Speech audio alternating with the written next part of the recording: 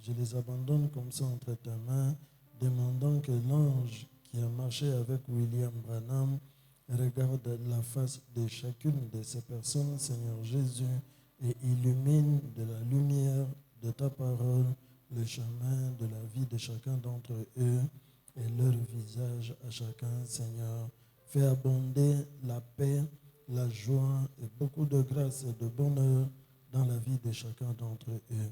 Que les bénédictions qui découlent d'en haut reposent sur chacun d'entre eux, même les bénédictions qui germent de la terre.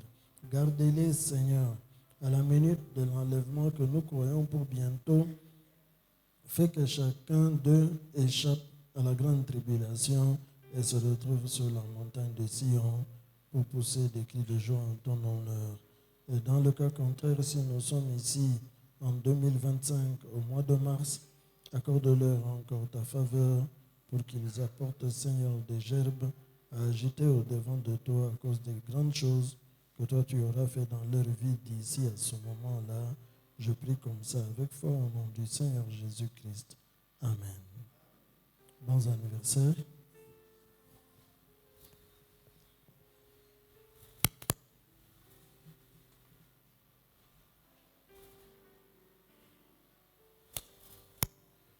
Prions encore. Seigneur, nous voulons maintenant nous approcher de ta sainte parole. Accorde-nous ta grâce, Seigneur Jésus, et cette grâce-là, ce que je demande, c'est que toi-même, tu sois présent ici, Seigneur. Tu l'es déjà, Seigneur. Maintenant, je te prie, prends ta parole, Seigneur. Nourris l'âme de chacun d'entre nous. Seigneur, nourris même le corps, même les muscles, même les os, tout notre être, Seigneur, il vit de ta sainte parole. Accorde qu'il en soit ainsi, Seigneur. Nous en sommes donc avides. Donne-la, Seigneur, par la puissance du Saint-Esprit.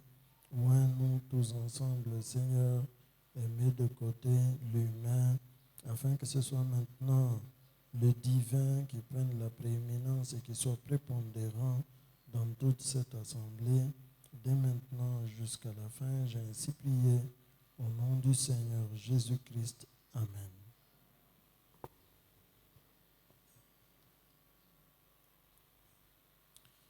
Mettons-nous debout pour lire la parole de Dieu. Tusimame juu hivi tupate kusoma neno la Bwana.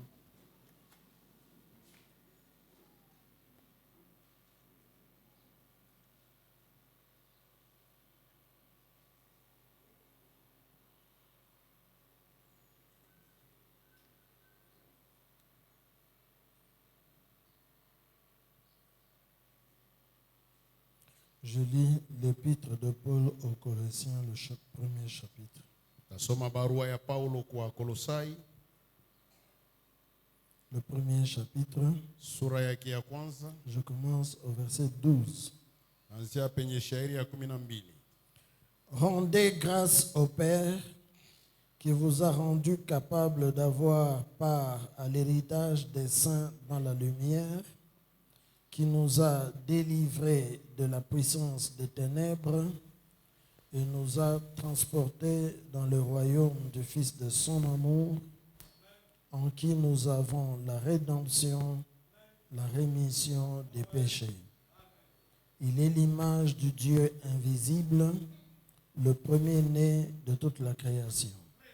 Car en lui ont été créées toutes les choses qui sont dans les cieux et sur la terre, les visibles et les invisibles, trône, dignité, domination, autorité.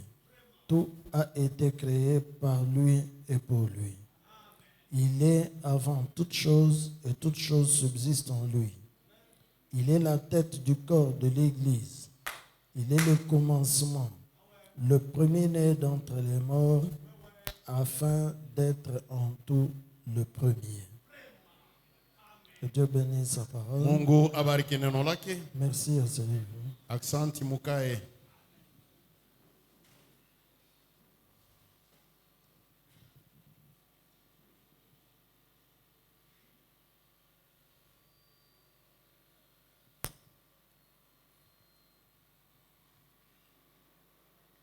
Je me suis proposé de vous montrer que nilipima kuwaonesha ya kwamba les 7 fêtes de makaramu saba l'Éternel dans l'Ancien Testament mwagano za kale étaient des types, étaient l'ombre.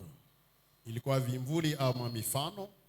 Dieu, il a prévu que l'adoration, c'est la raison pour laquelle Ndio kwa maana la joie est un facteur très important dans l'adoration.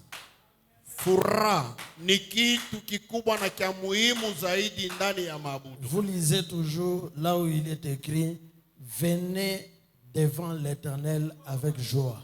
Mutasoma kila mara penye banaandika ya kwamba kujeni kwa Bwana na furaha, Parce que kwa sababu l'adoration de Dieu est une fête. maabudu ya kuabudu Mungu ni karamu. Dieu a prévu dans l'Ancien Testament Mungu alitayarisha ndani ya Agano za Kale que le peuple d'Israël vienne l'adorer. ya kwamba wana wa Israeli waje kumwabudu, Et nous avons vu que na tuliona ya kwamba le peuple était obligé d'aller devant Dieu, d'apparaître devant Dieu 3 fois par an. na watu walilazimishwa kuonekana mbele ya Bwana mara 3 kwa mwaka. La première fois, Mara ya kwanza c'était, toutes les 3 fois, c'était à l'occasion des fêtes. yote ile mara 3 ilikuwa ni pa mambo ya karamu. La première fois à la fête de Pâques, Mara ya kwanza kwa karamu la ya deuxième Pasaka, fois à la fête de Pentecôte ya pili ku et la Pentekoste, troisième fois à la fête des tabernacles. ya 3 ya vibanda. Est-ce que nous sommes ensemble? Alors, j'ai essayé de vous montrer au courant de la semaine Katikati ya juma nilipima kuwaonesha ya kwamba que toutes ces fêtes-là ya kwamba ile makaramu yote étaient des types. ilikuwa mifano, Mais la réalité de ces fêtes-là, c'est dans le Nouveau Testament. lakini ukweli ya ile makaramu ni mwagano Dans l'Ancien jipya. Testament, ce n'était qu'une ombre. Mwagano za kale ilikuwa ni kimvuli, La réalité, c'est dans le Nouveau Testament parce que c'est le Nouveau Testament qui est le véritable livre de la rédemption. ukweli ni mwagano jipya kwa sababu agano jipya ndio kitabu cha kweli cha ukombozi. C'est ce que Frère Branham dit. Ndio ile ndugu Branham Alors, dans anasema le Nouveau Testament, ndani ya agano jipya l'Église du Nouveau Testament est en train de vivre la réalité des fêtes qui étaient des types dans l'Ancien Testament. kanisa ya agano jipya iko na ishi ukweli nyewe ya makaramu ile ilikuwa mifano mwagano za Et kale, ces fêtes-là na ile makaramu ont lieu à des périodes ilikuwa nafanika kuma majira dans le Nouveau Testament. ndani ya agano Mais jipya. j'essayais de vous montrer que, Nilipima kuwaonesha ya kwamba cependant, au temps de la fin, mwi wakati ya mwisho, le temps de la fin, c'est un âge particulier, wakati ya mwisho ni kizazi cha upekee, c'est un temps spécial, ni wakati ya upekee, un temps au cours desquels wakati ile les croyants, mwaminifu l'Église kanisa vit toutes les 7 fêtes. eko naishi hii makaramu yote 7 Depuis la première la première fête, c'est laquelle? karamu ya kwanza ni karamu gani? La Pâque. Ya Pasaka. Et la deuxième, Karamu ya pili, les pains sans levain. mikate bila chachu. La troisième, Karamu ya tatu, la gerbe agitée. ganda mwenye kutenkeswa. La quatrième, Ya ine, la Pentecôte. Pentekosta. La cinquième, Ya tano, les trompettes. mabaragumu. La sixième, Ya sita, les expiations. ondoleo. Et la septième et dernière, Ya saba na ya mwisho, les tabernacles. karamu ya vibanda. L'Église du Nouveau Testament vit toutes ces fêtes. Kanisa ya Agano Jipya kunaishi makaramu yote. Et je vous ai montré que, Na naliwaonesha ya kwamba Frère Branham dit, ndugu Branham anasema d'abord dans le Nouveau Testament, mbele mwa Agano Jipya la réalité de la Pâque, ukweli nye ya Pasaka de l'agneau qui avait été immolé, ya kondoo mwenye alichinjwa. nous avons vu que cet agneau-là a été immolé pour la première fois en Égypte. Tuliona kwamba ule kondoo alichinjwa mara kwanza kule Et Misri, Dieu a dit à Moïse, na Mungu akamwambia dis aux Musa, enfants ambia wana wa d'Israël, Israeli, ce mois ici sera pour vous le premier des mois de l'année. Hii mwezi itakuwa yenu mwezi ya kwanza ya mwaka. Alors, le 10e jour, Siku ya 10, prenez un agneau d'un an sans défaut. mubebe nkondo wa mwaka moja bila kilema. Observez-le. Mumtazamie. Au 14e jour, Siku ya 14, immolez-le mchinje le soir magharibi et prenez son sang, na bebeni damu yake. mettez sur les montants Pakale kunguzo et sur les linteaux de la na porte. kuvizingiti ya milango. Amen. Et vous, Na ninyi après avoir mis le sang sur, sur la porte, kisha nini kutia damu kumlango, entrez dans la maison ingieni ndani ya nyumba et mangez l'agneau. kuleni ule kondo.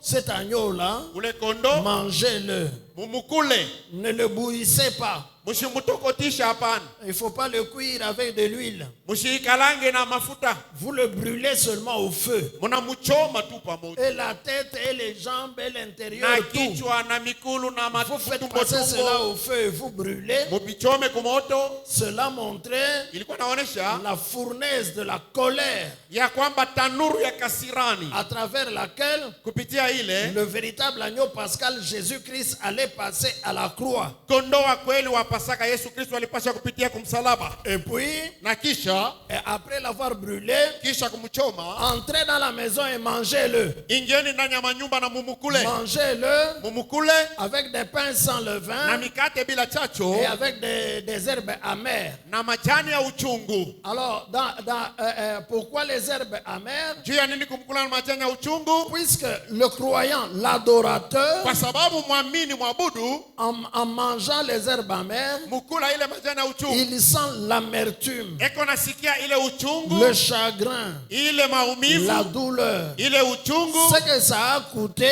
Bei ya ile kitu vile ilikuwa au Seigneur Jésus, notre agneau pascal, vile ilikuwa kwa Bwana Yesu Kristo kondoo wetu wa Pasaka, de mourir pour nous à la croix pour pouvoir nous sauver. kwa kufa juu yetu kule kumsalaba kwa Ça, c'est dans kutuokoa. l'Ancien Testament. Hii ni mwagano za Dans kale. le Nouveau Testament, Ndani ya agano la jipya Pâque, Pasaka c'est la mort de ni Jésus-Christ. lufu ya Yesu Kristo, C'est sa crucifixion. ni usulubisho C'est wake, lui l'agneau qui a été immolé. ni yenjo kondoo mwenye alichinjwa. Est-ce que nous sommes ensemble? Amen. Cela a eu lieu il y a de cela 2000 ans, à un point précis, un jour précis. Ilifanyika kuna miaka 2000 pafasi yenye kujulikana na wakati yenye kujulikana, Et cela ne se fait plus un autre jour. na haitafanyika tena siku ingine. Ça s'est fait, Ilifanyika, je ne connais pas la date exacte, mais il y a 2000 ans que cela a sijue eu lieu. tarehe yenyewe, lakini kuna miaka 2000 inawezapita. Amen. Amen. Alors, Sasa chaque jour dans le Nouveau Testament, on n'immole pas l'agneau. kila siku mwagano Cela jipya a eu anachinjake lieu une kondoo. fois et ça s'est arrêté. là. Inaweza fanyika mara moja na inaishia pale. Mais je vous ai montré que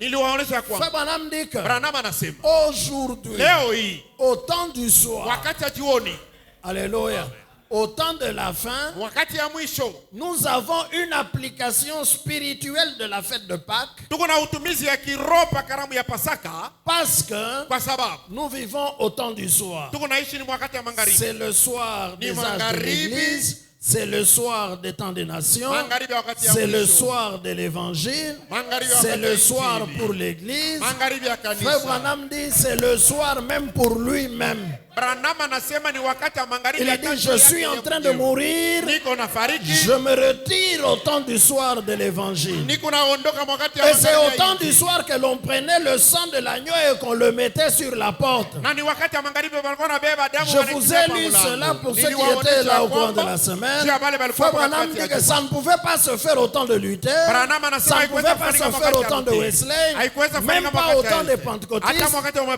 ça ne Pentecoste. pouvait se faire qu'aujourd'hui parce que c'est le temps du soir. Ni maneno yanapaswa kufanyika leo kwa sababu ni wakati ya magharibi. Amen. Amen. Donc nous vivons une application spirituelle de la Pâque en 1963. Tuko naishi utumizi ya kiroho ya Pasaka mu mwaka 63. Frère Branham dit que c'est le temps du soir. Branham anasema ni wakati ya magharibi. Il faut donc prendre le signe et l'appliquer. Inabidi kuchukua alama na Si vous kutumia. n'appliquez pas le signe, tu vas mourir. Kama utumia alama utakufa. Amen. Frère Branham dit, Ndugu Branham anasema Luther, Luteri. au temps de Luther, Wakati wa Luteri ils avaient l'agneau, balikuwa na kondo. mais ils ne l'ont pas immolé. Abakumchinja Ils pale. étaient en train de l'observer. Balikuwa na Au mutazama. temps de Wesley, Wakati wa Wesley ils avaient l'agneau. balikuwa na Au kondo. temps de Wakati Pentecôtistes, wa Pentecoste ils avaient l'agneau. balikuwa na kondo. Mais Lakini ils savaient que quelque chose arrivera plus tard. balitoka kusema maneno Ils fulani savaient que la itafanyika nyuma colonne ya de feu wakati. allait venir au temps de la fin. Balitoka kusema nguzo la moto ilipaswa Et kuwa que wakati c'est wa au magharibi. temps de la fin qu'on allait appliquer le Na ni signe. wakati wa magharibi Au wapaswa temps kutumia du soir. alama. Wakati wa magharibi. Ça, c'est la Pâque au temps de la Hii fin. ni Pasaka wakati ya mwisho. J'aimerais entendre un amen. Amen. Après cela, Kisha pale vient la fête de pain sans levain dans le kunakuwa Nouveau karamu ya Testament. mikate bila chacho, Et cette fête, na hii karamu je vous avais montré que niliwaonesha ya kwamba dans la Bible elle-même, ndani ya Biblia yenyewe quand on parle de la fête de Pâques et de la fête de pain sans levain, c'est comme si c'était une même fête. wakati banasemea karamu ya Pasaka na karamu ya mikate bila chacho, inaonekana sana ni karamu moja. Amen. Je vous ai lu là où Luc dit que... Niliwaonesha pale Luka anasema, Vous vous souvenez de ça, non? mnakumbuka ile?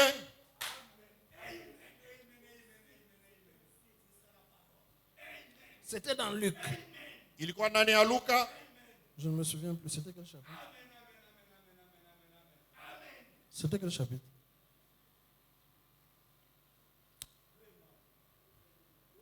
Luc 22. 22. Hein? Luc 22. La fête des pains sans levain, appelée la Pâque approchée. Vous voyez? Comme si Saa kama la fête des Pâques, c'est ça la fête des pains sans levain. Mais non. karamu ya Pasaka njoo saa Ce karamu sont ya deux mikate bila fêtes chacho. différentes. Ni makaramu mbili yenye kwa chacho. Mais le problème, c'est que Lakini mambo ni kusema on l'a célébré, on devait manger la Pâque balipasha kula Pasaka avec des pains sans na levain. mikate bila chacho. Amen. Amen. Cela fait que le jour même, le soir même, quand on immole l'agneau, Ilikuwa nafanyika kusema magharibi nyele beko nachinja kondoo. on commence déjà à manger les pains sans levain. Anaanzia hapo Le kula jour mikate même là, bila chacho. les Ile Juifs miezi. ne comptent pas les jours de 6 heures du matin à l'aube suivant. Eux, ils comptent les jours à partir du soir. Bo siku beko naanzia ni magharibi kuibalula. Amen. Donc, Basi on immole l'agneau banachinja kondoo. et quand on entre dans la maison, on le mange avec les pains sans levain. Wakati banaingia mnyumba banaikula ile kondoo na mikate ya sio chacho. Mais l'agneau immolé, c'est une fête à part. Lakini kondoo mwenye kuchinjwa ni karamu C'est la mavazi Pâque de yake. l'Éternel. Ni karamu ya Les Bwana. pains sans levain, c'est aussi une fête à part Mikate qui nayo ni commence à ce karamu. moment-là Fazi yayo kuna et qui anzia va pale. durer 7 jours. Itafanya siku 7. Et le prophète nous disait que Na nabii alikuwa anatuambia ya kwamba les 7 jours-là, ile masiku 7 c'était le type de 7 âges de l'église. ni mfano ya vizazi 7 ya kanisa. Amen. Les 7 âges de l'église. Mifano 7 ya Donc, kanisa. la fête, Vizazi 7 Pasaka. elle a eu lieu un jour précis Karamu ilifanyika siku yenye kujulikana. lorsque Jésus a été immolé. Wakati Yesu alichinjwa, La fête des pains sans levain dans le Nouveau Testament, karamu ya mikate bila chachu mwagano jipya elle dure, elle traverse tous les 7 âges de l'église. iko natembea Tous les muvizazi 2000 7 ans. yote ya kanisa na miaka yote 2000. La vraie église, les Kanisa ya vrais kweli. chrétiens, Mukristo wa ils kweli mangent des pains sans levain. anakulaka mikate isiyokuwa na chachu. Le levain, c'est le péché. Chachu ni Le levain, zambi. c'est l'orgueil. Chachu ni kiburi. Quand vous mettez le levain dans une pâte, ça gonfle. Wakati unatia chacho leviri Vous ndani trouvez ya quelqu'un pati qui iko na gonfle, vima. moi. Mie. Toi, tu es qui? Tu n'es rien. Wewe uko nani? Uko tu Enlève le bure. levain de ton cœur. Tosha chacho ndani yako. Alléluia. Le levain, c'est le péché. Chacho ni zambi. Le levain, c'est le monde. Chacho ni dunia. La mondanité. Ki Frère dunia. Branham dit, nous ne voulons pas que le monde entre au milieu de nous. Branham anasema tutake kidunia kiingie katikati yetu. Branham dit que le levain, c'est la mode. Branham anasema chacho ni mode. La mode. Mode. Je vous avais lu ça, non? Nilimsomea. Cherche-moi encore cette citation-là. Les événements modernes rendus clairs par la Maneno prophétie ya sasa yenye kuisha wazi kupitia utabiri. décembre 1965, je pense, le 6, quelque chose comme ça. Siku ya 6 mwezi wa 12 mwaka 65 na waziri. Le levain, c'est le monde. Chacho ni dunia. Amen. Le levain, c'est le monde. Chacho ni dunia. Le levain, c'est le péché. Chacho ni zambi. C'est de l'orgueil. Ni kiburi. Un peu de levain fait lever toute la pâte. Chachu tu kidogo ikuna nyanyua kuvimbisha pati yote. Amen. C'était quel paragraphe encore? Prends un peu 80. 80 ou 80. Prends 80.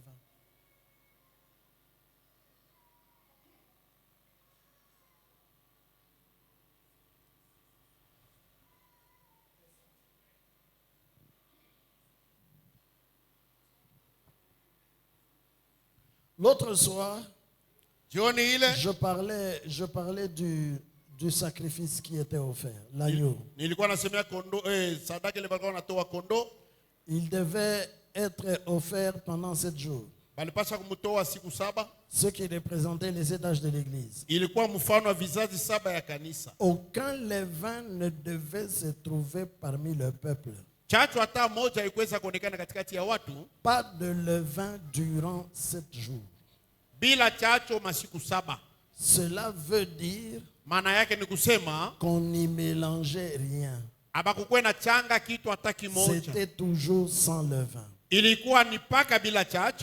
nous ne devons pas nous mélanger à des credos, des levains et tout. Nous ne devons pas être mêlés au monde. Ça doit être le pain de Dieu sans levain. La parole de Dieu. La parole pure de Dieu. Car l'homme vivra de toute parole qui sort de la bouche de Dieu. Nos systèmes de dénomination, nos divergences et tout, ont mis en nous du levain, ceci, cela, le monde et la mode. Et oh, c'est devenu pratiquement un Hollywood partout. Inakuwa tu ni Hollywood partout. Fazi yote. Amen. Amen. Le levain, Chacho, ceci, cela, le monde, dunia et la mode. Na mode. Alors, il ne devait pas y avoir de levain pendant les 7 âges de l'église. C'est pourquoi Israël mangeait le pain sans levain pendant 7 jours.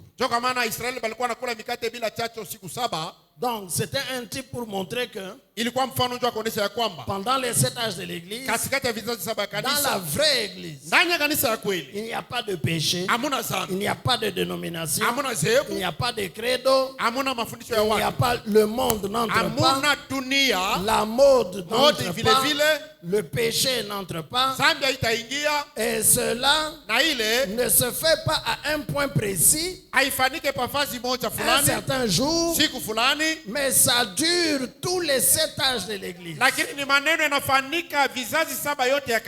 même au 7e âge de l'église, nous sommes encore pendant la fête des pains sans levain.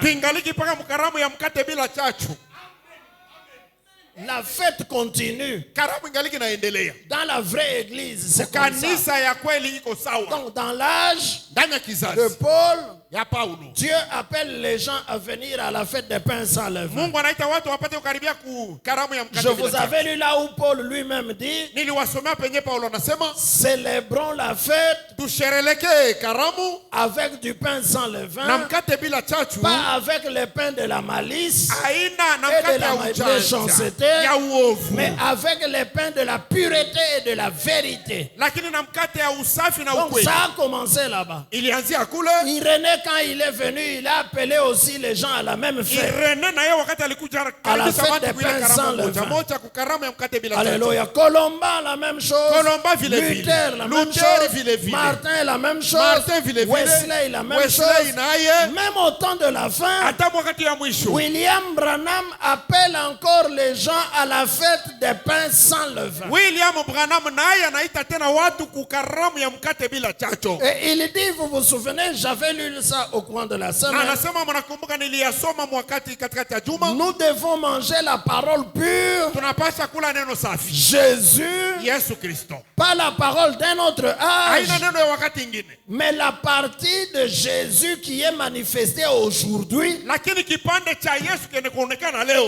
Et Frère Branham disait, ne prenez pas le message d'un autre âge pour le mettre ici. Pas le message de Luther dans le message de Branham. Pas le message de Wesley, même pas le message des pentecôtistes. Frère Branham nous disait, j'ai lu cela, si vous faites ça, ce serait amener du levain. Donc au temps de la fin, nous sommes encore dans la fête des pains sans levain. Et Frère Branham disait que là où il n'y a pas de levain, tu te souviens de cette citation-là? J'ai laissé la brochure. Le seul lieu d'adoration.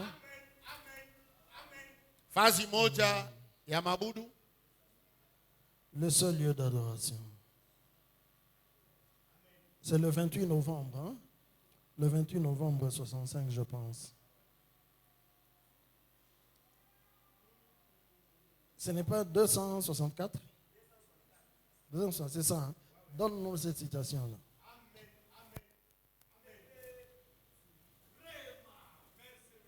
« 264. Donc jusqu'au temps de la fin, nous sommes pendant la fête des pains sans levain.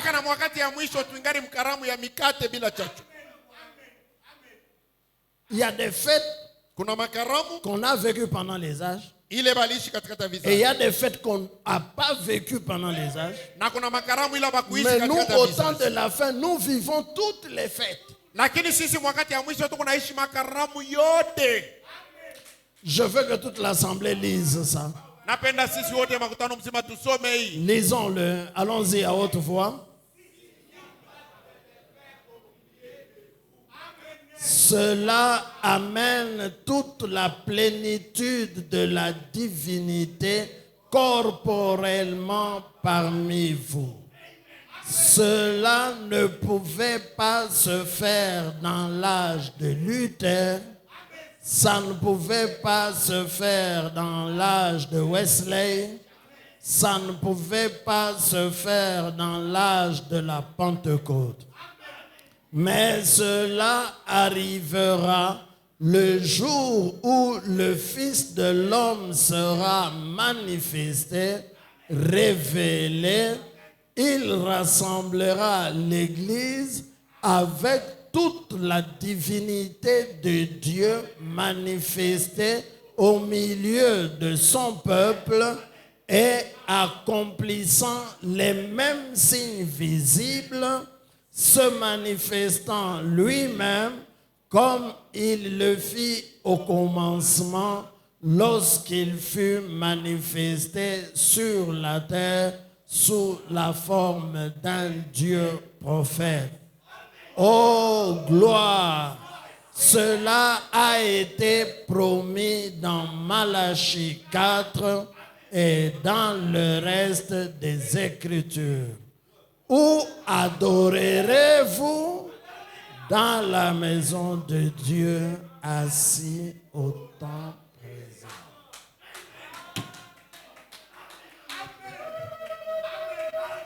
Amen. Amen. Donc, au temps de la fin, nous vivons la fête de Pâques. C'est pourquoi Frère Branham dit appliquer le signe. Nous vivons la fête des pains sans levain. C'est la raison pour laquelle Dieu a été manifesté dans un corps d'homme dans toute sa plénitude. C'est parce qu'il n'y a pas de levain dans l'épouse. Ni kwa sababu hakuna chacho ndani ya bibi harusi. Et le prophète insiste, cela ne pouvait pas se faire dans les âges passés. Na nabii anakazisha anasema iweza kufanyika cela devait se faire seulement au jour où le fils de l'homme serait révélé. Ilipaswa kufanyika mpaka wakati ile mwana wa mtu alipaswa kujifunua. Maintenant la troisième fête, sasa karamu ya tatu, c'est la fête de la gerbe agitée. Ni karamu ya mganda mwenye kutingisa. Au temps de la fin, wakati ya mwisho, nous vivons encore cette fête-là. Tuko naishi tena ile karamu. Pendant les âges, katikati ya vizazi, ils n'ont pas pu vivre cette fête. Hawakuweza kuishi karamu. Tout comme Pakasa, à l'âge de Luther, on n'a pas vécu la Pâque. Wakati ya Luther habakuishi mais Pasaka. Ils ont eu quand même la chance de vivre aussi la fête de pain sans levain. Lakini walipata bahati ya kuishi karamu ya mikate bila chacho. Mais ils n'ont pas vécu aussi la fête de la gerbe agitée. Lakini hawakuishi karamu ya mganda mwenye mais kutingisa. nous la vivons au temps de la fin. Tuko naishi wakati ya mwisho. Rentrons dans l'Ancien Testament et lisons Lévitique 23. Tusome Walawi 23.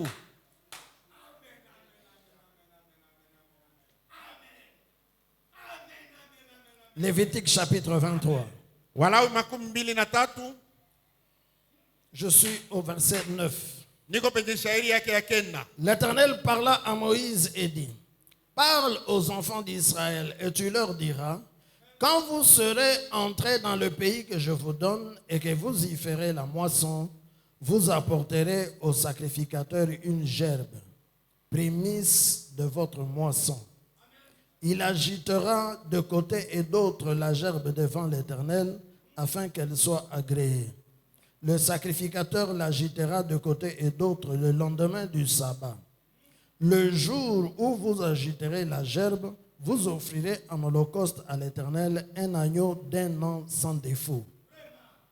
Vous y joindrez une offrande de 2/10 de fleurs de farine pétrie à l'huile, comme offrande consumée par le feu, d'une agréable odeur à l'Éternel, et vous ferez une libation d'1 quart de hin de vin.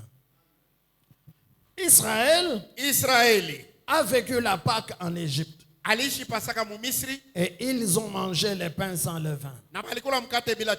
Mais vous pouvez voir que en Égypte, ils n'ont pas vécu la fête de la gerbe agitée. Même pas non plus dans le désert. Parce que si vous suivez attentivement ce que Dieu dit à Moïse, la Bible dit: l'Éternel parla à Moïse et dit: dis aux enfants d'Israël, lorsque vous entrerez dans le pays que je vous donne. Donc c'est une fête qui ne pouvait être vécue qu'en Canaan. Une fois qu'Israël entrait en Canaan, il pouvait célébrer cette fête-là. Mais dans le désert, ils ont célébré la fête de Pâques. Mais ils ne pouvaient pas célébrer la fête de la gerbe agitée. C'est une fête qui est liée à la moisson.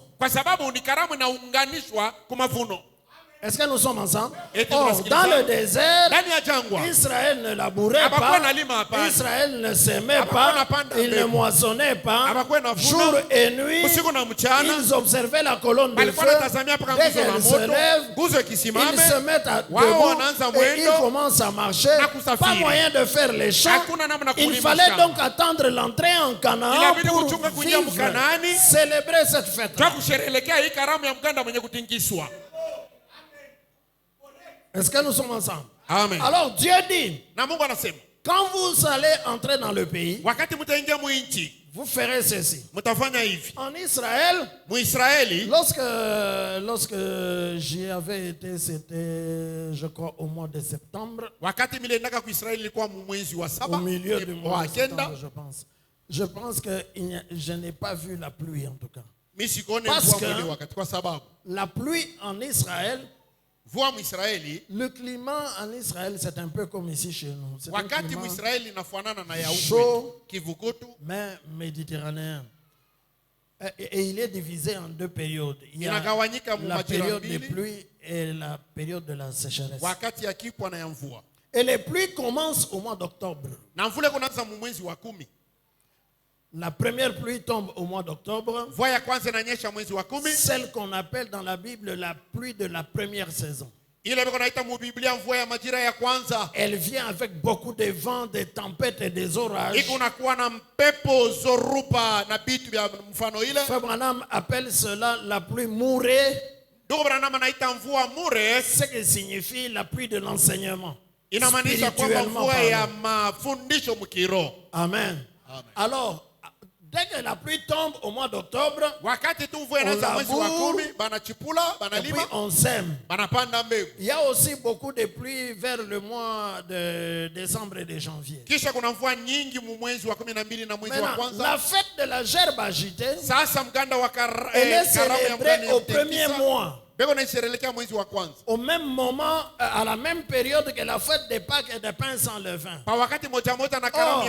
Nous avons vu que le premier mois pour Israël, c'est mi-mars à mi-avril.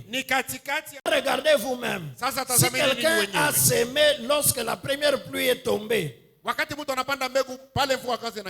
vous comptez novembre, décembre, janvier, février, mars, avril, ça fait déjà presque 6 mois. 5 mois et plus qu'on avait sémé. C'est sûr qu'à ce moment-là, les plantes dans le champ ont déjà grandi. Ça fait déjà 6 mois. Alors Dieu dit à Moïse, quand les gens viendront pour la fête de Pâques, ils auront déjà sémé. Ça fait déjà 6 mois. Alors quand ils viennent, qu'ils regardent dans le champ et qu'ils prennent la première gerbe qui va arriver à maturité. Amen. Vous avez jeté les semences sous la terre. Dieu a envoyé la pluie. Il envoie le soleil. Et c'est Dieu qui fait germer. C'est lui qui fait croître. Même si vous semez le même jour, mais toutes les semences ne vont pas croître de la même manière. Alléluia. Alors Dieu dit, toi cherche dans ton champ. Regarde la première qui est arrivée à maturité. Alléluia. Amen. Coupe cet épi-là, sors-le du champ et amène-le au temple. Donne-le au sacrificateur. Que le sacrificateur prenne cet épi-là et qu'il aille le présenter devant l'Éternel. Qu'est-ce qu'il fait? Il le tourne d'abord. Il le tourne devant Dieu pour montrer que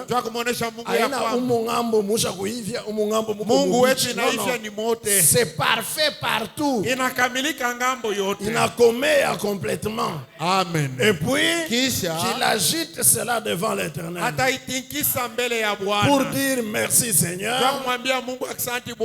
Tu nous as donné la sémence. Nous avons sémé. Mais c'est toi qui as donné la pluie. C'est toi qui as donné le soleil.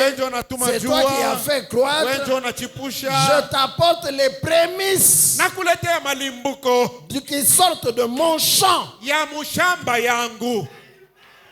Alléluia. Amen. Voici une première gerbe qui est parvenue à maturité. Merci Seigneur. Ça shalom temple. Les prémices appartiennent à l'Éternel.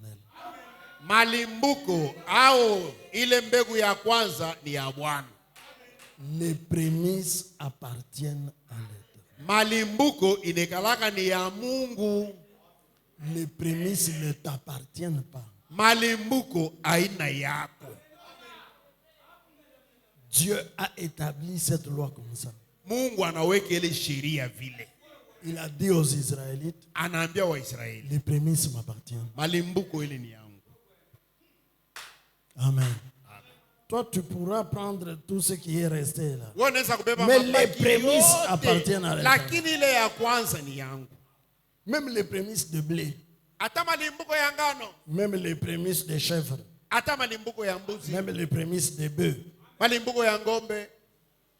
Même les prémices des enfants. Ata malimbuko ya watoto. L'enfant premier-né appartient à l'Éternel. Mutoto muzaliwa wa kwanza anekalaka wa Mungu. L'enfant premier-né, c'est un serviteur de Dieu. Mutoto mzaliwa wa kwanza ni mutumishi wa Mungu. Il ne t'appartient toi. Ana wako. Il est les prémices de ta vigueur. Eko malimbuko ya nguvu de ya ta force. Ya nguvu yako. Cet enfant-là, il est consacré à l'Éternel. Na ule mutoto beko na mutoa kwa Mungu. Alléluia. Amen. C'est pourquoi même Dieu dit, hein, Mungu anasema, les premiers-nés m'appartiennent. Wazaliwa wa kwanza ni wangu. Amen. Alors, Dieu, dans sa pensée, ndani ya wazo lake, tu mets au monde unazala le premier enfant, mtoto wa kwanza, tu le prends, unamubeba, tu l'amènes au sacrifice, unamupatia kuhani, il appartient à l'Éternel. ni wa Bwana huyu. Hapana kusema no, mtoto wa kwanza mimi penda kwa ingénieur, mimi penda kwa homme d'affaires. Non, non. Hapana. Il appartient à l'Éternel. Yeye ni wa Mungu. C'est un serviteur de Dieu. Ni mtumishi wa Mungu. Bale bengine batafuata bale. Njoo bako, tu peux en faire ce que tu veux. Yo tafanya nabo vile unapenda, ba ingénieur, ba médecin, ba avocat, banani. Mais wa kwanza il appartient à l'Éternel. Lakini wa kwanza ni wa Mungu mbele. Les prémices appartiennent à l'Éternel. Malimbuko ni ya Mungu. J'aimerais entendre un amen. Amen. Et c'est lui qui mange les prémices de Dieu. Na ule kona kula malimbuko ya Mungu ni mwenye kosa. C'est pourquoi et Dieu dit parmi les peuples de la terre, katikati ya watu wote wa dunia nzima, le premier né c'est Israël. Mzaliwa wa kwanza ni Israeli. C'est pourquoi il dit à Pharaon, Israël est mon fils, mon premier-né. Israël ni mwanangu mzaliwa wa kwanza. Et le premier-né doit m'appartenir. Toi, tu ne peux pas prendre le premier-né, tu en fais ton esclave. Non. Là, je vais te frapper. Celui qui mange les prémices de l'Éternel. Dieu réclame les prémices. Je prêchais le dimanche passé, je n'étais pas ici parce que je prêchais à Mamre Tabernacle. J'ai vu une écriture là. Dans Jérémie chapitre 2. Yeremia sura ya munane. Chapitre 2. Sura ya pili. Jérémie chapitre 2. La parole de l'Éternel me fut adressée en ces mots. Va, écris aux oreilles de Jérusalem.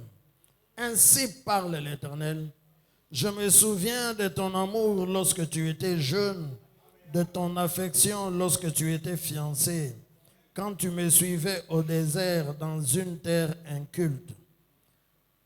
Israël était consacré à l'Éternel.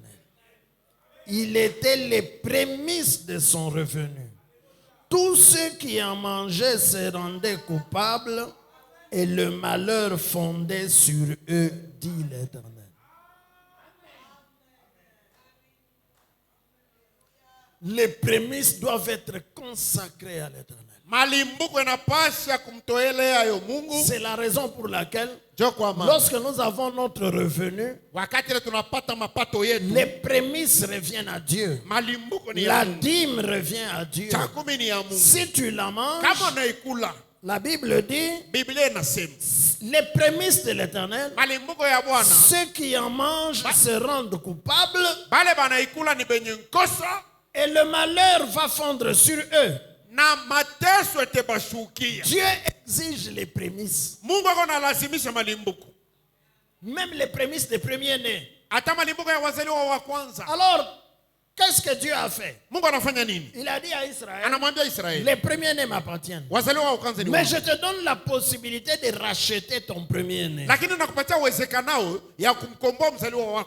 Tu viens, tu payes au sacrificateur unalipa kuhani une somme d'argent, fedha mwingi tu offres fulani, un sacrifice unatoa sadaka et tu rachètes ton premier-né. na unakomboa mzaliwa wa kwanza wako. Alors tu peux le garder chez toi à la maison. Pale unaweza kujichungia yeye kunyumba yako. Mais moi, Dieu, j'ai toujours besoin des premiers-nés. Lakini mimi Mungu nahitaji paka wazaliwa wa kwanza. Alors, comme vous avez racheté vos premiers-nés, Sasa vile mnakomboa wazaliwa wa kwanza wenu, à la place, pafazi je prends la tribu de Lévi. mimi nabeba kabila ya Lewi. Et ils seront au temple. Wao watakuwa Ils mwekalu, m'appartiennent. watakuwa wangu. Et ils ne feront rien d'autre dans leur vie que me servir. Na mu maisha yao bana na kazi nyingine batakuwa natumika mpaka Je kunitumikia. prends la tribu de Lévi à la place des premiers-nés que vous avez Nabeba rachetés. kabila ya Lewi pavazi ya wazaliwa wa kwanza wenu wale mlikomboa. Église, Kanisa, Dieu réclame les prémices. Mungu ako nadai malimbuko. Dieu exige les prémices. Mungu ako nalazimisha malimbuko. Les prémices de Dieu, Malimbuko ya Mungu. ceux qui les mangent se rendent coupables Pale beko na ikula, beko na nkosa. et le malheur va fondre sur eux. Na mateso ete bashukia. Alors, Sasa, la gerbe qui était agitée, mkanda mwenye alitinkiswa elle était les prémices ilikuwa ni malimbuko de ce qui était arrivé de ce qui avait poussé dans le champ. ya ile mbegu ilikomea ya kwanza. C'est pourquoi on l'amenait au Sio sacrificateur. kwa maana balikuwa namtwalia huyo Le mkuhani. sacrificateur l'a tourné de côté et d'autre devant Mkuhani l'Éternel. anaigeuza ngambo na ngambo Et ingine. puis il l'a balancé, il l'a agité. Kisha anaitenkesa. Frère Branham dit Ndugu Branham anasema qu'il en était ainsi ilikuwa hivi pour montrer comme un signe kwa kuonesha kama alama que l'on croyait que ya kwamba baliamini ya kusema les autres semences là mambegu ingine ile vont aussi croître. yayo nayo itakomea. Je lis dans la prédication, c'est le lever du soleil. Niko na soma mu mahubiri ni kuamka kwa jua Prêché le 18 avril 1965. ya siku ya 18 mwezi wa 4 mwaka 65. Je suis au paragraphe 83. Niko penye kifungo 83. Frère Branham lit la prédication, l'écriture que j'ai lue dans Lévitique. Ndugu Branham anasoma hii andiko natokea kusoma Muwalawi. Il dit, Anasema s'il devait y avoir quelques rites sacrés, il devait s'accomplir le jour du sabbat. kama kukukue ibada takatifu ilipasha kutimizwa siku ya Sabato. Ce qui était le 7e jour de la semaine, Ile c'est-à-dire ilikuwa le ni siku ya samedi. saba ya juma, ni kusema mposho. Mais avez-vous remarqué que Lakini mnaona ya kwamba dans cette fête commémorative, ndani ya hii karamu ya ukumbusho il fallait que ce soit agité de côté et d'autre le premier jour de la semaine. ilabidi tinkiswe ngambo na ingine siku ya kwanza ya juma. La gerbe, Muganda la première de la semence que vous aviez plantée, ya kwanza ya mbegu ile ulipanda, quand elle aura poussé et qu'elle aura mûri, wakati itaota na inaivya, amen, coupez cette gerbe kata ule mganda et apportez-la au na sacrificateur. umletee kuhani, Et qu'il la prenne et l'agite de côté et d'autre devant l'Éternel aibebe aitikise ngambo na ngambo pour mbele que ya vous soyez agréés, hivi mupate que vous kukubaliwa soyez acceptés. na mupate kukubaliwa. Vous êtes venus avec votre gerbe Unakuja na mganda yako et il doit l'agiter de côté et d'autre devant l'Éternel. na anapasha kuitingisa ngambo na ngambo mbele ya Bwana. Amen. Au paragraphe 89, il dit ceci. Kifungo 89 anasema hivi, Voilà pourquoi il fallait qu'ils agitent de côté et d'autre cette gerbe. tazama njua nini balipasha kutingisa huyu mganda ngambo na ngambo, Parce que c'était la première qui était venue à maturité. kwa sababu ilikuwa mganda ya kwanza ile Et elle ilivya était agitée de côté et d'autre na ilipasha kutingiswa ngambo na comme ngambo commémoration. sa ukumbusho Pour rendre grâce à Dieu jwa kumtukuza Mungu, en croyant que mkuamini ya kwamba les autres viendraient aussi. miganda au mbegu ingine nayo itaivya. C'était ainsi. Ilikuwa ni alama, ilikuwa hivi. C'est la première qui est parvenue à maturité. Ni ya kwanza ile naivya. Alors comme les prémices appartiennent à l'Éternel, Sa vile malimbuko ni ya Bwana. on l'amène au sacrificateur. Anamtwalia kuhani. Il l'agite devant Dieu. Anaitenkesha mbele ya C'est pour dire merci à Dieu kwa kusema asante pour tout Bwana. ce qu'il a fait pour nous. Juu ya vyote vile ulitufanyia. Nous avons planté Tulipanda mbegu. et voilà que Tazama sasa. une première semence est parvenue à Mbegu maturité. ya kwanza naivya yoyi. C'était aussi un signe de la foi Ilikuwa tena nayo alama ya imani. pour montrer que les autres qui sont restés dans le champ vont aussi parvenir à maturité comme celle que nous venons de présenter devant Dieu. Alors Frère Branham dit que cette fête-là, cette gerbe agitée, était le type de Jésus-Christ. C'est lui Jésus qui est la gerbe agitée. Vous avez vu que dans Colossiens, là où j'ai lu, il est écrit qu'il est le premier-né d'entre les morts. Il est le premier-né de la création. Amen. Amen. Les témoins de Jéhovah prennent ça. Ils disent que, c'est-à-dire que Jéhovah, il a créé Jésus comme le premier-né de la création. Donc Jésus n'est pas Jéhovah. Frère Branham dit que ce n'est pas ça. Amen. Il est le premier-né de la création. Lui-même, avant qu'il ne crée, alors qu'il était l'esprit invisible, incommensurable, qui remplit l'espace et le temps. Lui-même, il s'est donné une forme dans la création. Alléluia. Elohim, l'esprit invisible, il s'est condensé et il est devenu le Logos. Il a pris une forme dans la création. C'est pourquoi Paul dit il est le premier-né de toute la création. Il dit encore qu'il est même le premier-né d'entre les morts, afin d'être en tout le premier. Alléluia. J'avais expliqué ça l'autre fois là. Depuis Adam et Ève, tous les hommes meurent. Et les enfants de Caïn meurent. Même les enfants d'Adam meurent aussi. Et Adam lui-même. Et lorsque un homme meurt et que nous allons creuser la terre et nous le mettons dans cette terre là, nous l'avons sémé. En l'enterrant, nous l'avons semé sous la terre.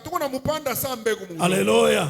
Alors tous ceux qui sont venus sur la terre, ils ont vécu, ils sont morts, et ils ont été enterrés, ils ont été plantés. Jusqu'à Jean-Baptiste, jusqu'aux voleurs mourant sur la croix. Tous ont été enterrés. Jésus aussi, il vient, il meurt à la croix et on l'enterre. Quand on l'enterre, on le sème sur la terre. Alléluia. Maintenant, au matin de la résurrection, Jésus ressuscite. Il ressuscite le premier. Amen. Frère Branham dit que c'est cela que typifiait la fête de la gerbe agitée. C'était la résurrection de Jésus. Il a aussi été sémé comme tous les hommes sous la terre. Mais il est sorti le matin de Pâques. Et quand il est sorti, il s'est agité lui-même au-dessus du peuple. Et cela a fait que les saints, les enfants d'Adam de l'Ancien Testament qui étaient morts et plantés sous la terre, eux aussi sont ressuscités après le Seigneur Jésus. Il est donc la gerbe agitée. Il a été agité le matin de Pâques. Lorsqu'il est ressuscité d'entre les morts. C'est lui qui est la gerbe agitée. Amen. Donc la fête de la gerbe agitée, elle a eu lieu il y a 2000 ans.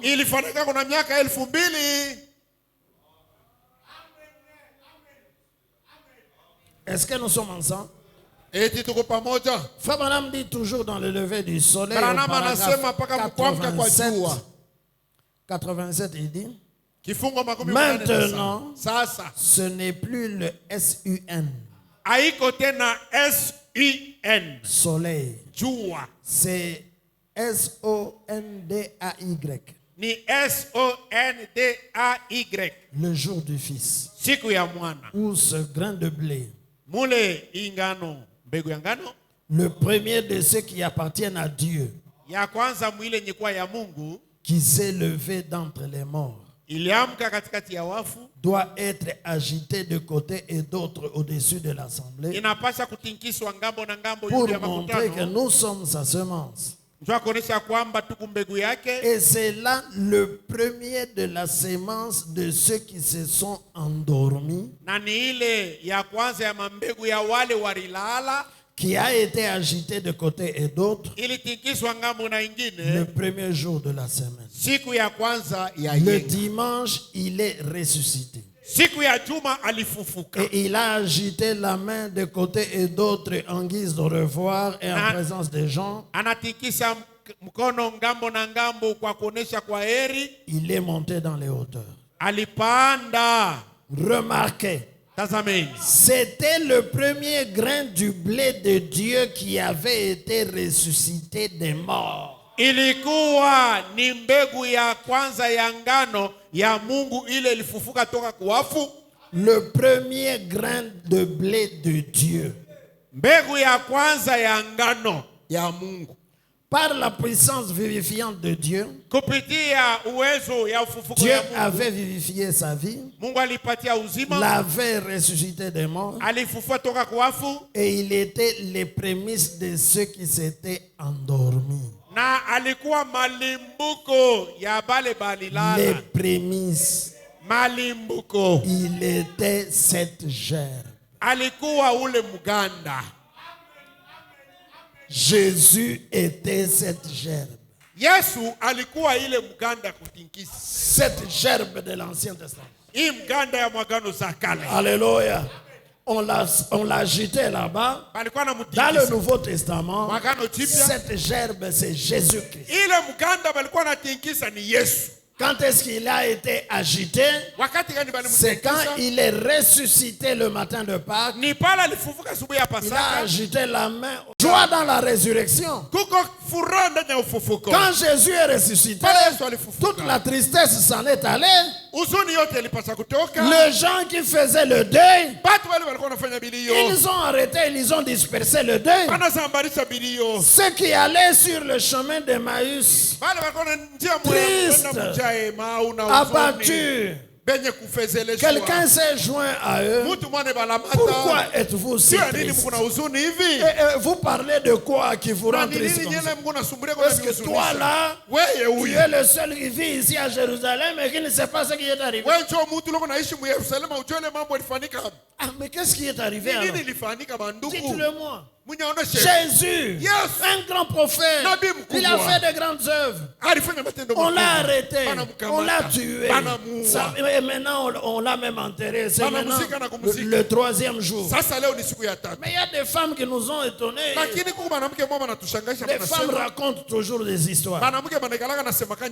Alors il prend la loi de Moïse, il prend les prophètes, il prend les psaumes, il prend toutes les écritures. Il leur montre que, mais est-ce que vous ne vous souvenez pas que David a dit, mon Dieu, pourquoi m'as-tu abandonné?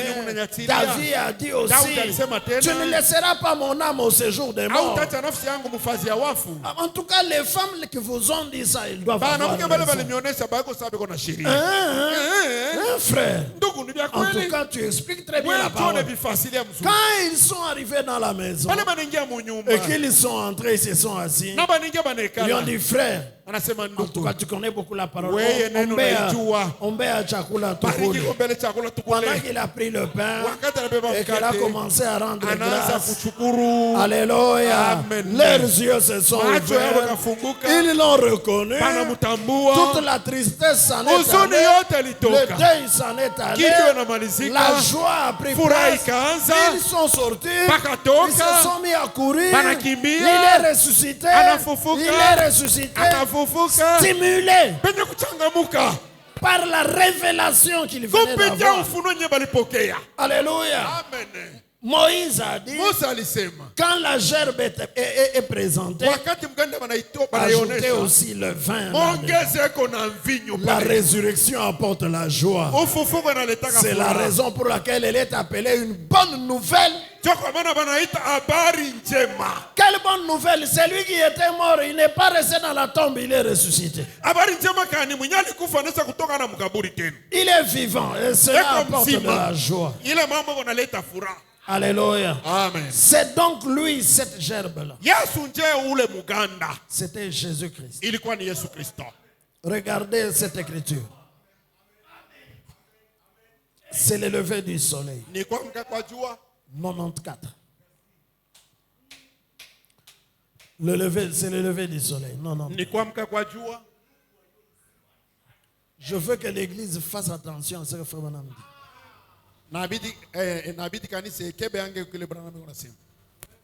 Comme Christ a été le premier à ressusciter de tous les prophètes.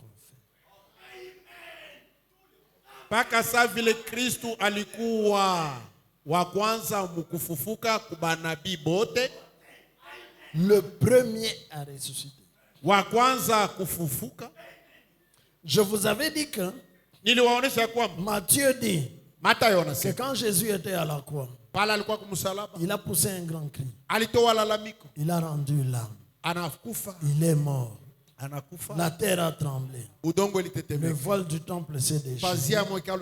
Les sépulcres se sont ouverts. Et les morts sont sortis. Amen. Mais frère Branham dit ici, comme Christ a été le premier à ressusciter. De tous les prophètes. Amen. Cela ne signifie pas que ne prenez pas cela comme si ça s'est fait instantanément. Jésus est encore à la croix. Les sépulcres se sont ouverts et les saints sont déjà en train de se promener dans la vie. Ils allaient ressusciter comment? C'est lui, Jésus, qui devait leur ouvrir la porte du paradis. Donc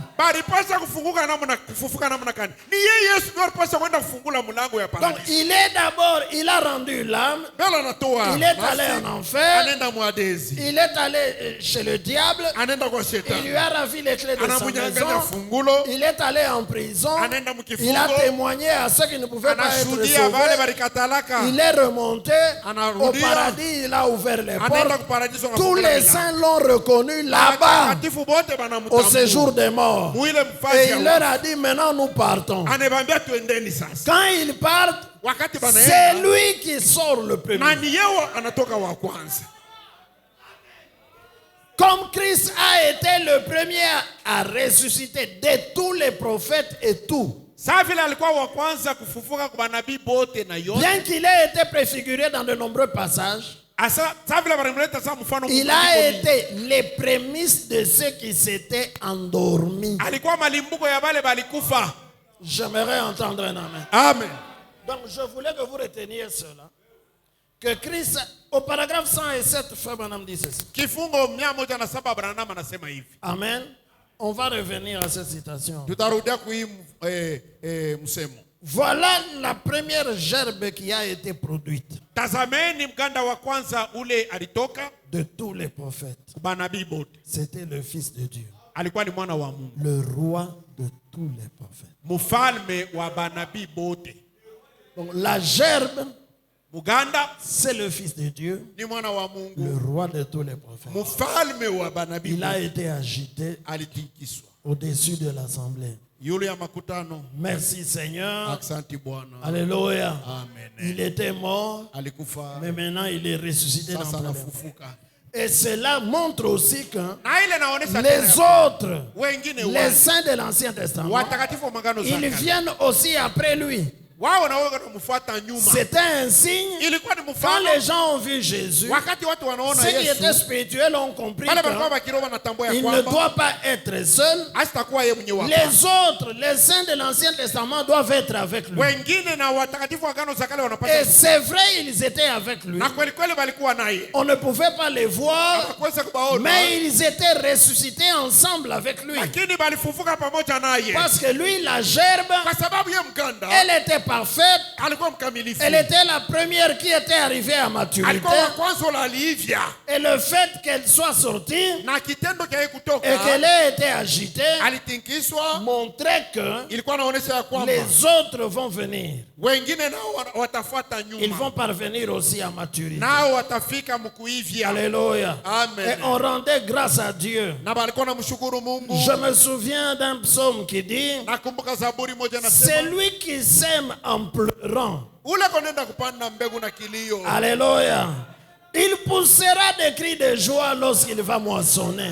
Atafurahi wakati atavuna. C'est lui qui porte la sémence en train de verser des larmes. Ule konapanda mbegu na kulia. Quand il reviendra avec les gerbes, Bana atarudia sasa na miganda. il sera en train de rire et de pousser des cris de joie. Atakuwa anacheka na kufurahi. Quand il portait la croix, Pale alikuwa anabeba msalaba. c'était la sueur, Ilikuwa jasho. c'était le sang, Ilikuwa damu. les gens pleuraient, Watu walilia. les femmes pleuraient. Mwanamke balilia. Alléluia. Amen. C'était la sémence qui était en train d'aller en terre. Ilikuwa ni mbegu kunaingia mu udongo. Mais quand elle a été agitée le matin de Pâques, Lakini siku asubuhi ya Pasaka wakati alitikiswa, c'était la joie. ilikuwa ni furaha. Alléluia. Amen. Donc cette fête Basi karamu a eu lieu ilifanyika lorsque le Seigneur Jésus est ressuscité. wakati Bwana Yesu Kristo alifufuka. Est-ce que je peux entendre un amen? Amen. Mais Lakini Frère Branham dit que Branham anasema au temps de la fin, wakati ya mwisho nous vivons une application spirituelle de cette fête.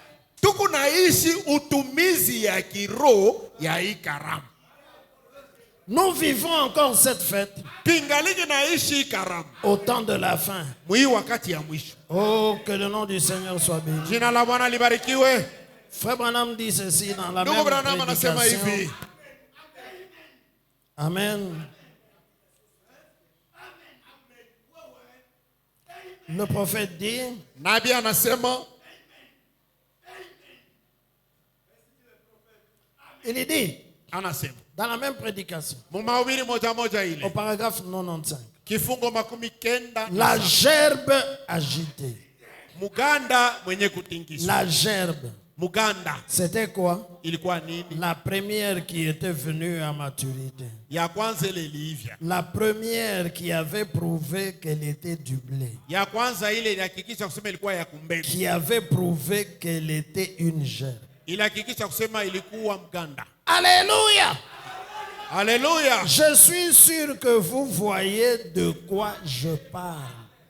Niko na hakikisho kwamba ya kusema Elle munaona était kile ni agitée de côté et d'autre au-dessus des gens. alikuwa anatikiswa ngambo na ngambo juu ya watu Et na pour la première fois, juu ya mara ya kwanza ce qu'il y aura ile takuwako pour l'âge de l'épouse, juu ya kizazi cha bibi harusi, pour amener une résurrection, juu ya kuleta ufufuko, faire sortir des ténèbres du système de dénomination. kutosha mumangiza ya matengenezo ya kizebu. Ce sera un message Itakuwa ni ujumbe disant que ikisema ya la kwamba pleine maturité de la parole est revenue de nouveau kuivya ukamilifu ya neno, narudia mara ingine, avec sa pleine puissance, na utele ya uwezo, et il sera agité au-dessus des gens na atatikiswa juu ya watu par les mêmes signes et les mêmes prodiges qu'il avait accomplis à l'époque.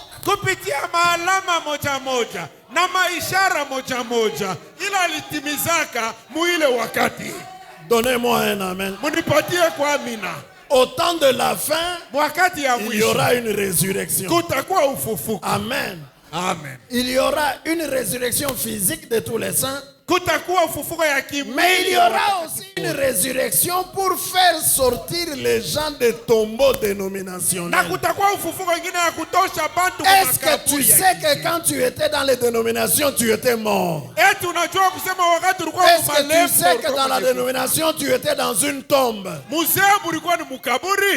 Pour sortir les gens des dénominations, il a fallu une résurrection. Je t'informe ce matin, si tu ne le sais pas, la sortie des catholiques, des Malemba, des témoins de Jéhovah, des pentecôtistes, c'est une résurrection.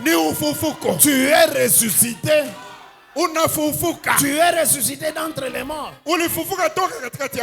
Alors frère Branham dit, pour provoquer cette résurrection-là, et faire sortir les gens des dénominations, il y aura un message qui va montrer que la pleine maturité du grain de blé est revenue. Et il sera agité au-dessus des gens avec les mêmes signes et les mêmes prodiges que Jésus avait fait à l'époque. Amis, ce message-là de la pleine maturité de la parole et de la puissance, c'est le message de William Branham. Avec le message de Branham, le grain de blé est arrivé à maturité. Les Grecs viennent. Ils voient André. Monsieur, nous avons entendu parler de Jésus chez nous là-bas. Chez les gentils. Nous voulons le voir. Nous voudrions voir Jésus. André dit, je ne sais pas s'il va accepter. Parce que nous, il nous a déjà dit que je n'ai été envoyé qu'aux brebis perdues de la maison d'Israël. Est-ce que vous l'avez déjà vu prendre l'avion et venir là chez vous? Vous partez de là-bas, vous venez ici, oh, nous voulons le voir. Moi, je ne sais pas. André le dit à Philippe. Philippe entre dans le bureau. Seigneur, il y a des gens ici, ce ne sont pas des Israélites. Ils disent que ce sont des Grecs. Ils sont venus de leur pays. Ils viennent te voir. Jésus reste un instant. Faites-les entrer. Quand ils entrent, ils le regardent. Maître, nous sommes venus, nous sommes des Grecs. C'est vrai, nous ne sommes pas des Juifs. Mais nous sommes venus, nous t'avons apporté une invitation pour que tu viennes prêcher aussi là-bas chez nous. Jésus leur dit, si le grain de blé qui est tombé ne meurt pas, il reste seul. Mais s'il meurt, il portera beaucoup de fruits. Alors, à ce moment-là, vous les gens des gens, vous pourrez le voir. Maintenant, ce n'est pas votre temps. Maintenant, ce n'est pas la période pour vous. C'est comme ça. Ils sont sortis. Ils sont partis. Il a refusé de venir. Mais le grain de blé, il est tombé en terre. Il est mort. Il est ressuscité. Il est mort seul. Mais quand il ressuscite, amen, il ressuscite avec beaucoup d'autres. Non seulement les saints de l'Ancien Testament, il vient avec les Paul, il vient avec les Pierre, il vient avec les Irénée, il vient avec les Martin, il vient avec les Colomba, il vient avec les Luther, il vient avec les Wesley. Alléluia. Au temps de la fin, il vient avec Branham, et en Branham, le grain qui était tombé, il arrive à la maturité. Il ressemble exactement au grain qui avait été semé.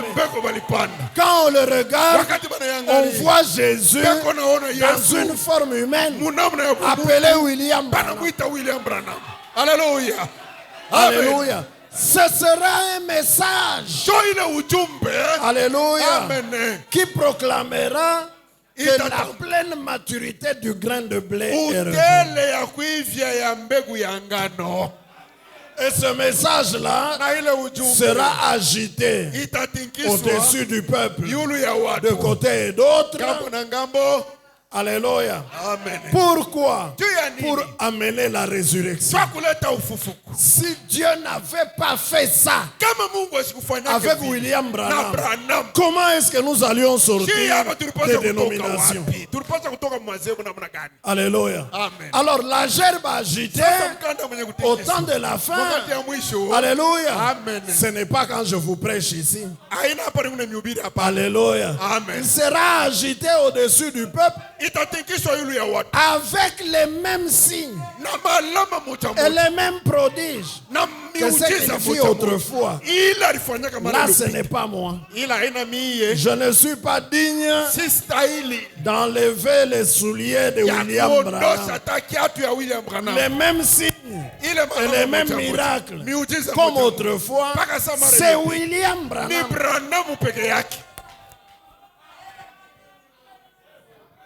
Amen. Alléluia. C'est cela la vérité. 92. Donnez-nous la citation, la même brochure là, 92.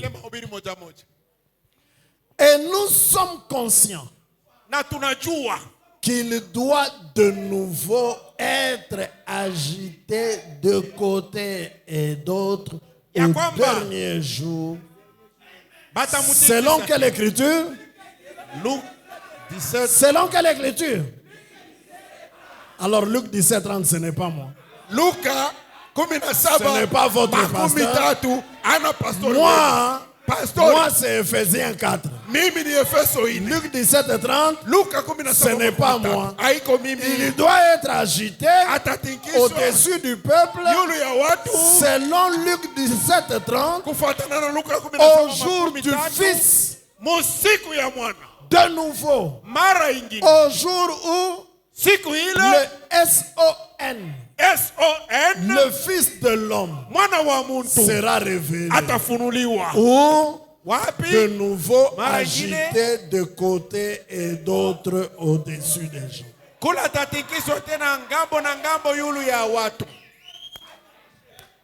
Donc, alléluia, Amen. la gerbe agitée, c'était quand Jésus est ressuscité il y a 2000 ans. Mais au temps de la fin, nous vivons de nouveau cette fête. Pendant les âges, ils n'ont pas pu vivre cette fête parce que le Fils de l'homme n'a pas été révélé au temps de Luther ou bien de Colomba, mais c'est au temps de la fin.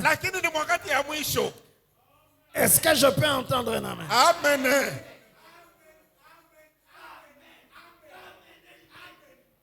Je reviens au paragraphe 94. Comme Christ a été le premier à ressusciter de tous les prophètes et tout, Bien qu'il ait été préfiguré dans de nombreux passages, il a été les prémices de ceux qui s'étaient endormis, de l'épouse, provenant de Christ, détaché de l'Église. Une gerbe devra de nouveau être agitée de côté et d'autre dans les derniers jours.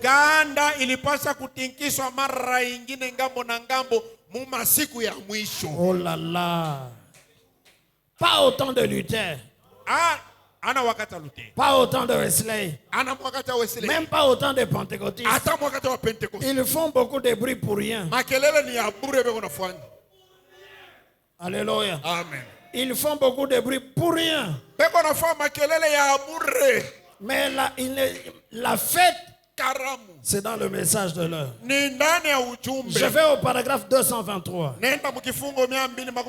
Toujours c'est le lever du soleil.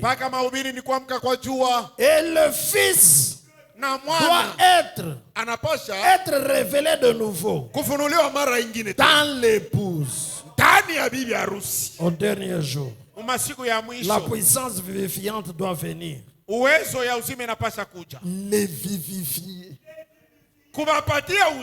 pour passer de cette dénomination morte et ces credos à une parole vivante du Dieu vivant.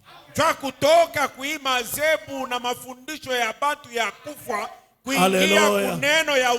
La gerbe qui est arrivée à la perfection, c'est William Branham. C'est dans son ministère que le Fils de l'homme est révélé. Le Fils de l'homme, c'est Jésus-Christ. Il est révélé par un Fils de l'homme qui est William Branham. Cette révélation, c'est un balancement de la gerbe au-dessus de l'assemblée. Avant de la balancer, on la tourne d'abord. On la tourne. Vous regardez la gerbe, vous dites elle est parfaite. Vous tournez William Branham, vous voyez que de tous côtés, il est parfait. Il ressemble exactement à Jésus-Christ. Et dans sa vie, et dans sa prédication, même dans les miracles, quand vous le tournez de tous côtés, vous voyez que c'est parfaitement Jésus-Christ. Alléluia. Et alors on le balance au-dessus de l'assemblée. Pourquoi? Pour créer une résurrection. Afin que les autres ressuscitent, qu'ils sortent des dénominations, qu'ils passent des dénominations mortes à la parole vivante du Dieu vivant. Je vous donne une bonne nouvelle. Non seulement Jésus est ressuscité, mais toi aussi tu es ressuscité. Dites dans ton cœur, je suis ressuscité. Vous êtes réellement ressuscité. Nous sommes ressuscités. Et ce qui nous a ressuscités d'entre les morts, une résurrection spirituelle, c'est la manifestation du Fils de l'homme. C'est le balancement de la gerbe agitée. C'est ça qui nous a ressuscités. Nous étions morts dans je suis déjà ressuscité. Tu es déjà ressuscité. Amen. Amen. Dites à ton voisin, tu es déjà ressuscité. Alléluia. Amen. Et c'est la vérité. Frère Branham dit que nous sommes ressuscités. Je veux que chacun d'entre nous reçoive cela dans son cœur.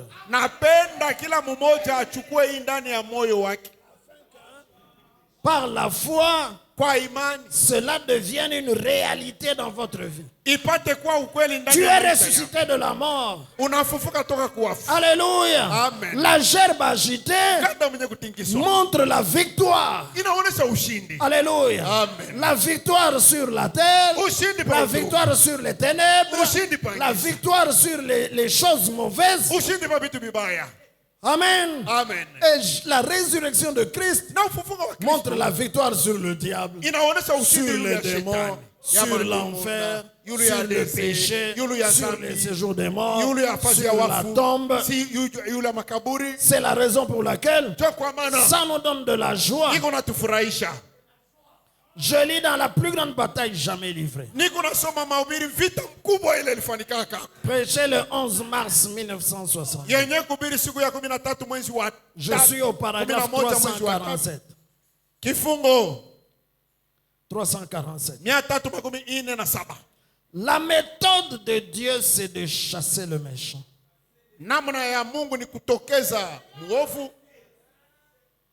Chasser. Amen. Jésus ne viendra pas chasser à votre place. C'est toi qui dois chasser. Voici les signes qui accompagneront ceux qui auront. En mon nom, ils chasseront. Pas en mon nom, je chasserai. Non, en mon nom, ils chasseront. Quand le diable vient, quand les démons viennent, chasse-les. Tu as ce pouvoir-là. Il ne faut pas pleurer. Seigneur Jésus. Non. Regarde le diable en face et chasse-le. La méthode de Dieu, c'est de chasser le méchant. De renverser les raisonnements. De renverser la superstition. Mes amis, la résurrection a eu lieu. Alléluia. Amen. La résurrection a eu lieu. La gerbe a été agitée. Pourquoi encore les superstitions?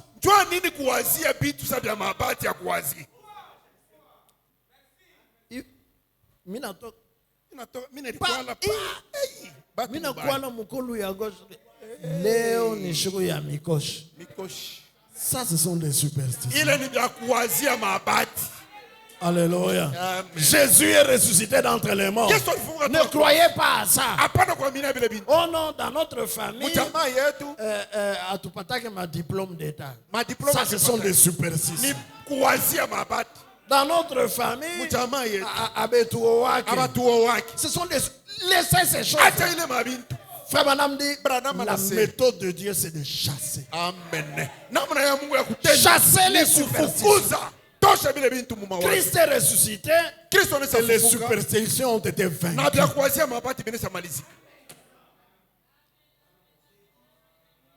Oh non, niko na mikoshi, mu famille yetu njoo vile. Amen.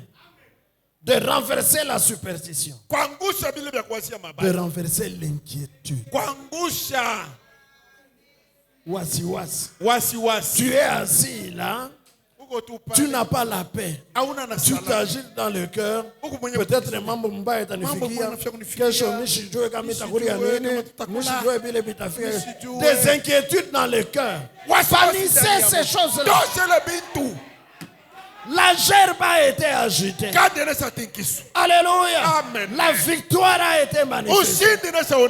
William Branham est la preuve que Jésus-Christ est vainqueur. Et nous aussi, nous sommes cette preuve-là. Alléluia. Amen. De renverser même les maladies.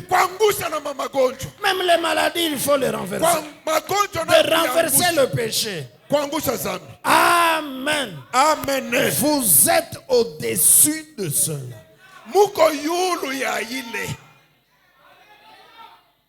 Frère Branham dit que tu es au-dessus de ça. Le problème qui t'appelle les inquiétudes, les superstitions, les maladies. Ainsi dit William Branham. Toi là, tu es au-dessus de ce choses. Amen. Faut pas regarder les difficultés, ils viennent comme ça. Non, non. Dis-toi que tu es au-dessus de ça. Alléluia. Vous êtes au-dessus de cela. Ressuscité en Christ, en Jésus-Christ. Assis dans les lieux célestes. Avec tous les démons sous votre pied.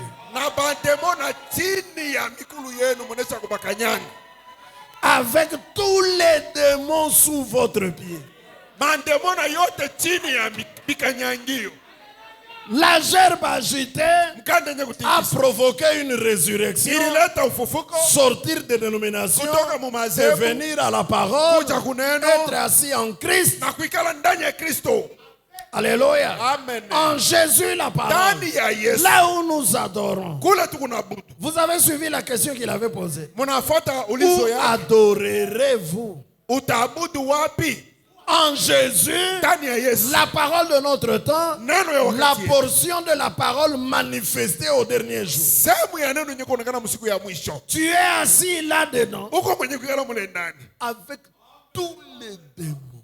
Na bandemona bote. Tous les démons sous votre pied. Bandemona bote mwenye kubakanyanga chini ya vikanyangio Mes ya. amis, Rafiki zangu. Kamukulu kangu kalokwa. Kaloko kamkulu wake. Tous les démons de l'enfer sont en dessous de Bandemona ce pied. bote bamwatese beko chini yake. Pas parce que je le veux, Haina kwa sababu mais c'est Dieu qui l'a fait. lakini ni Mungu Et aliyefanya. son prophète l'a dit. Na nabii wake Et anasema. moi, je le crois comme Na tel. mimi naamini Et vile. je veux que chacun d'entre vous croie Napenda kila mmoja wenu que amini tous les démons sont sous votre pied. ya kwamba bademona bote anesha kubakanyanga. Tous les démons de l'enfer sous votre pied. Bandemona bote bamwatese. Démons de maladie, démons de troubles, Magonjwa, démons de ceci et de mivuruko, cela, kadhalika. même les démons de la mort, Ata même démons les la- sorciers, Ata baloji. tous les démons.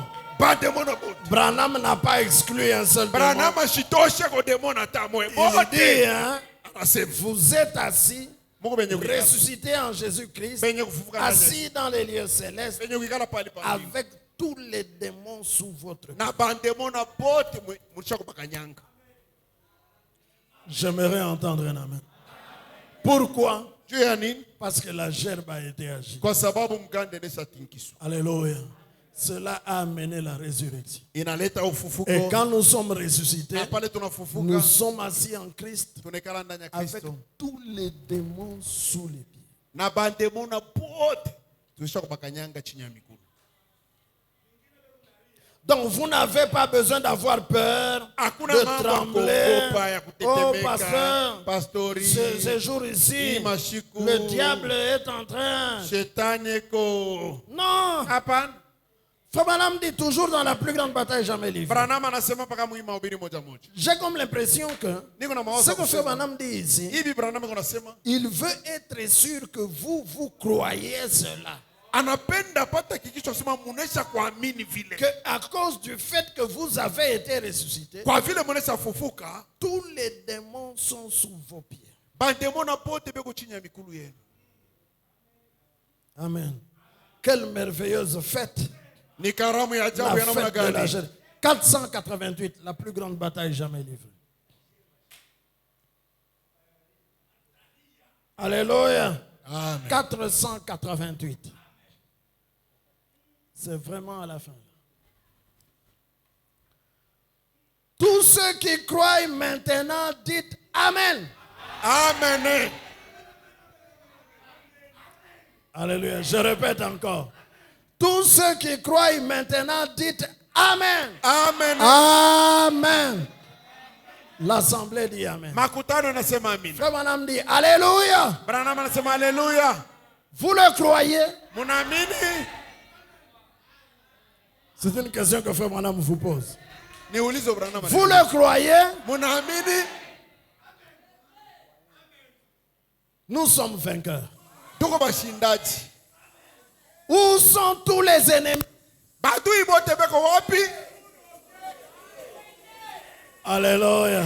Amen. Branham vous demande où sont tous les ennemis? Branham anakuuliza badui bote beko wapi? Alléluia. Nous sommes vainqueurs. Tuko Où bashindaji. sont tous les ennemis? Badui bote beko wapi? Sous nos pieds. Chini ya vikanyangio. Qu'est-ce que nous sommes aujourd'hui? Tuko nini leo? Ressuscités en Christ. Tunaweza fufuka ndani ya Kristo. Maintenant c'est Sasa terminé. tunamalizika. Alléluia.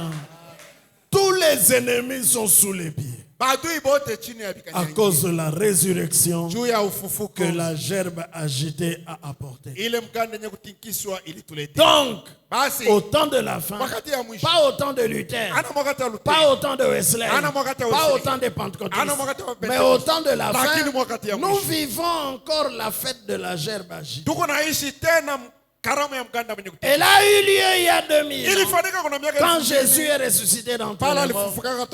Mais elle a encore lieu quand Jésus est révélé selon Luc 17:30.